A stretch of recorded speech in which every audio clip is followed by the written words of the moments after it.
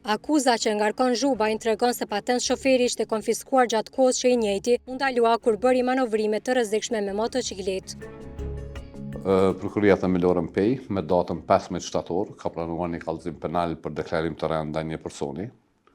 ku ky rast pasi që është ndarë prokurorit të shtetit, është trajtuar dhe brenda 29 ditësh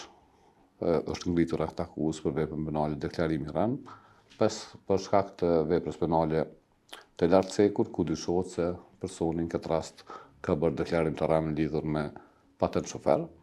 ku sipas zyrtarit policor dhe sipas kallëzimit penal, i njëjti dyshohet se ka pasur patent shoferin, nuk ka pasur patent shofer për kategorinë e caktuar për motociklet dhe sipas kallëzimit penal nuk ka pasur të sekuestruar patent shofer.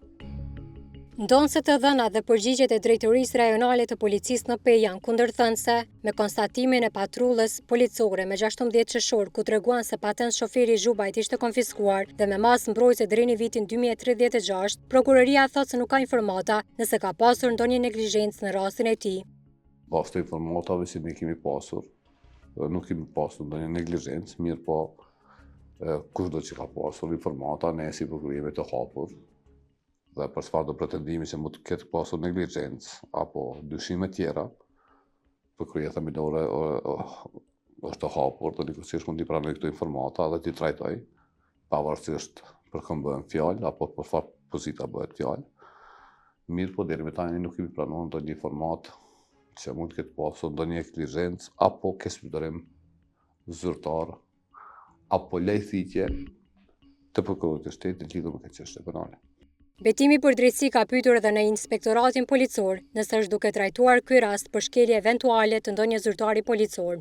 Nga ky institucion treguan se rasti është duke u trajtuar pas kërkesës së betimit për drejtësi.